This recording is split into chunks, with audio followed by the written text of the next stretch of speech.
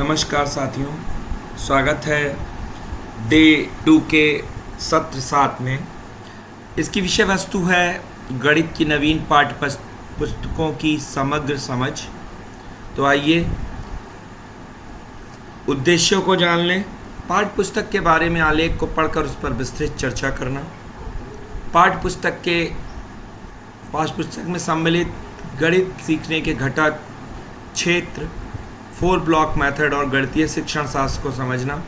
पाठ्य पुस्तक की प्रकृति, क्षेत्रीय संदर्भ, संस्कृति और परंपराओं के पहलुओं, समावेशन, बहुशास्त्रीय अधिगम, मल्टीडिसिप्लिनरी अप्रोच को समझना। ये सत्र 60 मिनट का है और 3:15 से ये सत्र 4 बजे तक, 3 बजे से ये सत्र 4 बजे तक चलेगा। इस सत्र में हम कुछ हैंडआउट्स जिसको व्हाट्सएप के माध्यम से देखेंगे, एनसीईआरटी की गणित की पाठ्य पुस्तकें और पीपीटी, इस पर चर्चा के माध्यम से इस सत्र को समझने का प्रयास करेंगे। सामान्य परिचय 10 मिनट का होगा। पाठ्य पुस्तक के बारे में आलेख, पठन और समूह चर्चा 45 मिनट की होगी और इसके बाद समेकन होगा। तो आइए सामान्य चर्चा करते हैं। सामान्य चर्चा के पहलुओं में, जैसा कि आप सभी जानते हैं कि राज्य ने इस अकादमिक वर्ष में कक्षा 1 और 2 में एनसीईआरटी आधारित नई पाठ्य पुस्तकों को लागू करने का निर्णय लिया है। कक्षीय प्रक्रिया में पाठ्य पुस्तकों के प्रभावी उपयोग के लिए यह महत्वपूर्ण होता है कि शिक्षक पाठ्य पुस्तक की प्रकृति, उनमें अपनाई नई शिक्षण शास्त्र गतिविधियाँ एवं सवालों के प्रकार और उनके उद्देश्यों आदि को समझते हैं। इस सत्र में हम एनसीईआरटी आधारित पुस्तकों के विभिन्न आयामों पर समझ बनाने का प्रयास करने जा रहे हैं। नई पाठ्य पुस्तकों को लिखने का आधार और प्रक्रिया क्या होती है, तो 1 मिनट हम सभी प्रतिभागी सोचेंगे। इसके पश्चात 3 या 4 सदस्यों से मैं इसकी प्रतिक्रिया लूँगा और बोर्ड पर लिख दूँगा। एक बेहतर पाठ्य पुस्तक बनाने के लिए क्या विशेषताएं होनी चाहिए, फिर हम प्रतिक्रिया लेंगे और इसको बोर्ड पर लिख देंगे। किसी भी नई पाठ्य पुस्तक को बेहतर ढंग से समझने के लिए आप सबसे पहले क्या करेंगे, पुनः हम इस प्रश्न के लिए भी प्रतिक्रिया आप सभी से लेंगे और इसको बोर्ड पर लिख देंगे। अब आइए पाठ्य पुस्तक के आलेख को पढ़ते हैं और जानने का प्रयास करते हैं। तो एनसीईआरटी आधारित नवीन पाठ्य पुस्तक पर और अधिक समझ बनाने और शिक्षक संदर्शिका एवं अन्य शिक्षण सामग्रियों के साथ इसके सहसंबंध को समझने के लिए चलिए पाठ्य पुस्तक में दिए गए आलेख के बारे में पढ़ते हैं और बारी बारी से अपनी समझ को साझा करते हैं। इसके लिए हम सर्वप्रथम समूह बनाएंगे और समूह बनाने के पश्चात हम इस पर कार्य करेंगे। तो साथियों, नई पाठ्य पुस्तक को लिखने का आधार और प्रक्रिया क्या होती है, तो एनसीईआरटी आधारित नवीन पाठ्य पुस्तकों का जो विकास किया गया है वो एनईपी 2020 के अनुसार जो एनसीएफ बना है, इसके अनुसार पाठ्यक्रम सह पाठ्य पुस्तक समिति होती है जिसने एनसीईआरटी द्वारा पाठ्य पुस्तकों का विकास करवाया है। यह राष्ट्रीय पाठचर्या की रूपरेखा foundational stage FS NCF FS 2022 के अनुसार पाठ्यक्रम का विकास किया गया है। यहाँ तक बात करें, इसमें उत्तर प्रदेश के संदर्भों का ध्यान रखा गया है। एनसीईआरटी द्वारा क्षेत्रीय संदर्भों में नवीन पाठ्य पुस्तक का विकास किया गया है। ये कक्षा 3 के लिए और कक्षा 1-2 के लिए आनंदमय गणित 1 और आनंदमय गणित 2, ये 2 किताबें कक्षा 1-2 के लिए विकसित की गई हैं। और एनसीईआरटी द्वारा क्षेत्रीय संदर्भों में नवीन पाठ्य पुस्तकों का विकास करते हुए इस बात का ध्यान रखा गया है कि उत्तर प्रदेश की परंपराओं को उसमें शामिल किया जा सके, उत्तर प्रदेश की संस्कृति को उसमें शामिल किया जा सके। प्रश्न संख्या 2 हमारा था, एक बेहतर पाठ्य पुस्तक में क्या क्या विशेषताएं होनी चाहिए। तो पाठ्य पुस्तक का भौतिक और बाह्य पहलू है। पाठ्य पुस्तक का भौतिक और बाह्य पहलू हमें क्या मदद करता है? तो पाठ्य पुस्तक का आकार और आयतन उपयुक्त और संभालने में आसान होना चाहिए। पाठ्य पुस्तक की बाइंडिंग मजबूत होनी चाहिए। कवर पेज का डिज़ाइन सौंदर्यपरक होने चाहिए। पाठ्य पुस्तक में प्रयुक्त कागज उत्तम गुणवत्ता का होना चाहिए। शैक्षणिक और आंतरिक पहलू क्या है? सामग्री में विस्तृत विवरण, सरल भाषा, उपयुक्त उदाहरण और पर्याप्त चित्रण होना चाहिए। पाठ्य पुस्तक निर्धारित पाठ्यक्रम के अनुसार तैयार की जानी चाहिए। प्रयुक्त शैली और शब्दावली उस आयु वर्ग के छात्र के उपयुक्त होनी चाहिए जिसके लिए पुस्तक लिखी गई है। किसी पाठ्य पुस्तक का प्रारंभिक भाग परिचय प्रस्तावना से संबंधित होना चाहिए जो संपूर्ण पाठ्य पुस्तक का बेगम दृश्य प्रस्तुत करता है। किसी भी नई पाठ्य पुस्तक को बेहतर ढंग से समझने के लिए सबसे पहले आप क्या करेंगे? तो संभावित जवाब है, नई पाठ्य पुस्तक को बेहतर ढंग से समझने के लिए आमुख और पाठ्य पुस्तक के बारे में आलेख पढ़ सकते हैं। पुस्तक के बारे में आलेख और पठन और समूह चर्चा। इस हेतु हमें 45 मिनट का समय मिलेगा। प्रत्येक समूह कोशिश करेगा प्रश्नों पर अपने समूह के विचारों को 5 मिनट के अंदर ही बड़े समूह के साथ साझा कर पाए। प्रस्तुतिकरण के दौरान अपनी बातचीत को दिए गए प्रश्नों के आसपास ही रखें। अगर किन्हीं अन्य समूह के प्रस्तुतिकरण में कोई बिंदु पर बातचीत हो जाए तो उसे ना दोहराएं। प्रत्येक समूह के प्रस्तुतिकरण के बाद हम सभी आपको महत्वपूर्ण बिंदुओं को दोहराते हुए आवश्यकता अनुसार कुछ जरूरी जानकारी उस बिंदुओं में जोड़ेंगे। तो पुस्तक के बारे में आलेखन और समूह चर्चा के लिए हम समूह बनाएंगे। प्रस्तुतिकरण के लिए समूहवार प्रश्न निम्नांकित होंगे। समूह 1 को राष्ट्रीय पाठचर्या की रूपरेखा आधारभूत स्तर के अनुसार अलग अलग विकासात्मक डोमेन क्या क्या हैं, गणित और संख्यात्मकता को किस डोमेन में रखा गया है, साथ ही साथ आलेख में लिखे गए एक कथन पाठ्य पुस्तकों सहित गणित के लिए शिक्षण अधिगम सामग्री विकसित करते समय अन्य सभी डोमेनों के एकीकरण पर भी बल दिया गया है कि उदाहरण सहित व्याख्या करें। समूह संख्या 2, एनसीईआरटी की नई पाठ्य पुस्तकों का विकास किन किन नीति दस्तावेजों की सिफारिशों को ध्यान में रखते हुए किया गया है। साथ ही साथ आलेख इस स्तर 3 से 8 वर्ष पर बच्चों के गणित सीखने के लिए किस तरह की शिक्षण पद्धति की अनुशंसा करते हैं, उदाहरण देते हुए समझाएं। पुस्तक के बारे में आलेखन और समूह चर्चा। प्रस्तुतिकरण के लिए समूहवार प्रश्न होंगे। समूह 3, आलेख पाठ्य पुस्तक के डिज़ाइन और बच्चों को सीखने के अवसर प्रदान करने के विषय पर क्या क्या जानकारी साझा करता है। पाठ्य पुस्तकों के प्रभावी उपयोग के लिए शिक्षकों और अभिभावकों से क्या क्या उम्मीदें रखी गई हैं। समूह संख्या 4, किताब किन किन माध्यमों से कौन कौन से महत्वपूर्ण कौशलों और गणितीय दक्षताओं की शुरुआत पर बल देने की बात करता है।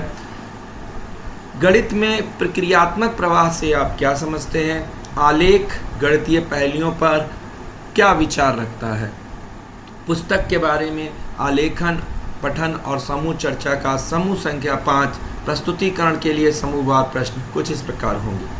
आलेख 4 ब्लॉक अप्रोच के विषय में क्या क्या जानकारी साझा करता है, साथ ही इसके बारे में किन किन मूल्यों के विकास पर बल देता है।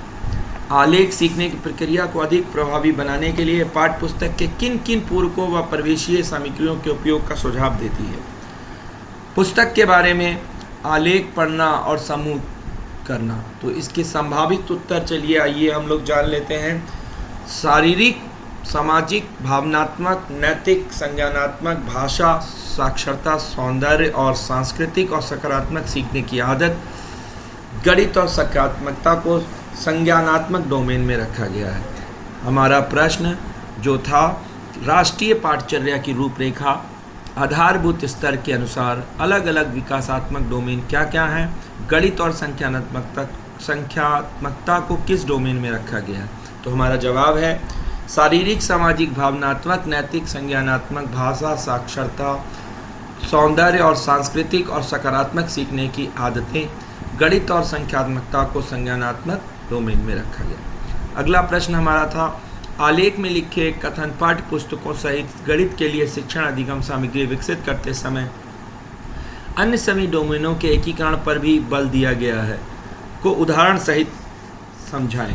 तो इसका जवाब था, पाठ्य पुस्तकों सहित गणित के लिए अन्य शिक्षण अधिगम सामग्री विकसित करते समय अन्य सभी डोमेनों के सीखने के प्रतिफलों पर चर्चा और अभ्यास के अवसर को शामिल करने का प्रयास किया गया है। उदाहरण के तौर पर भाषाओं की शिक्षा और आयु उपयुक्त अतिरिक्त उपयुक्त शारीरिक और मानसिक विकास का एकीकरण, क्योंकि गणित की शिक्षा इनमें से अलग हो सकती है। विचारोत्तेजक प्रश्नों, कहानियों और कविताओं आदि के माध्यम से मौखिक चर्चा के अवसर सोच प्रक्रिया को मौखिक रूप से व्यक्त करता है। बच्चों में शब्दों को पढ़ने की क्षमता का ध्यान में रखते हुए गणितीय विचारों को स्व-व्याख्यात्मक और प्रासंगिक चित्रों के माध्यम से प्रस्तुत किया गया है। दृश्यावलोकन और पढ़ने की समझ को बढ़ाने में सहायक है। चित्र बनाने, उनमें रंग भरने और लिखने के उचित अवसर। सीजी आर्ट के अलावा अन्य पाठ्यक्रम के लक्ष्यों को पाठों में सम्मिलित किया गया है। पाठ्यपुस्तक में बहुभाषी परिप्रेक्ष्य भी परिलक्षित होते हैं। भाषा के विकास पर ध्यान करने वाली आकर्षक गतिविधियां इसमें शामिल हैं। समूह 2 के द्वारा हमें संभावित उत्तर जो मिलेंगे वह कुछ इस प्रकार से होंगे। समूह 2 का प्रश्न था, एनसीईआरटी की नई पाठ्यपुस्तक का विकास किन किन नीति दस्तावेजों को इसकी सिफारिशों को ध्यान में रखते हुए किया गया है। तो ये है एनईपी 2020 और एनसीएफ एफएस 2022। इनकी सिफारिशों को ध्यान में रखते हुए एनसीईआरटी की पाठ्यपुस्तकों का निर्माण किया गया है। इसके बाद अगला प्रश्न था, आलेख इस स्तर 3 से 8 पर बच्चों के गणित सीखने के लिए किस तरह की शिक्षण पद्धति का अनुशंसा करता है, उदाहरण से समझाना था।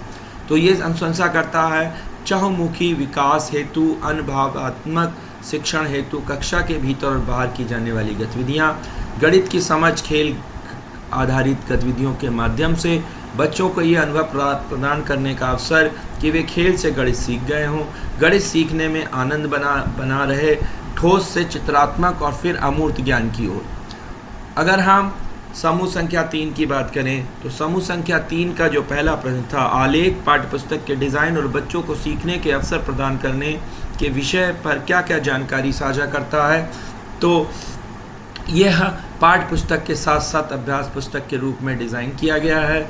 बच्चों को चित्र बनाने में, उनमें रंग भरने में और लिखने में उचित अवसर प्रदान करता है। मौखिक चर्चा अपनी सोच की प्रतिक्रिया को मौखिक रूप से व्यक्त करने में मदद करता है। प्रश्नों और गतिविधियों के रूप में विचारों को उत्तेजक अभ्यास द्वारा पूर्ण कराता है। ये पाठ्यपुस्तक सीखने का एकमात्र स्रोत नहीं है।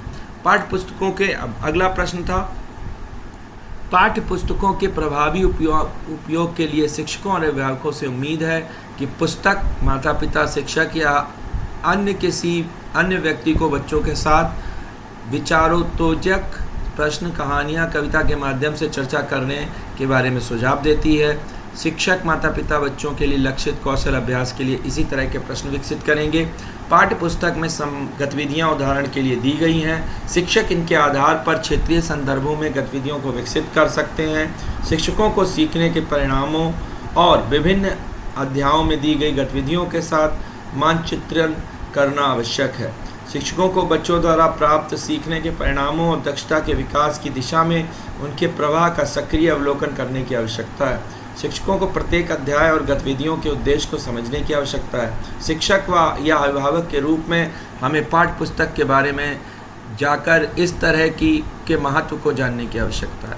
अगला था, किताब किन किन माध्यमों से कौन कौन से महत्वपूर्ण कौशलों और गणितीय दक्षताओं की शुरुआत पर बल देने की बात करती है। तो यह एक से अधिक उत्तर वाले प्रश्न, अनावेशन और चर्चा, अपने आसपास के वातावरण का अवलोकन करना, अपने बड़ों से बात करना, अपनी रुचि की वस्तुएं बनाते हुए, खिलौनों और विभिन्न खेलों को खेलते हुए, कहानियाँ और कविताओं को सुनते हुए, परियोजना कार्य करते हुए, सांस्कृतिक महत्वपूर्ण वाले स्थानों का भ्रमण करते हुए, इन सभी माध्यमों से सीखने की बात करती है।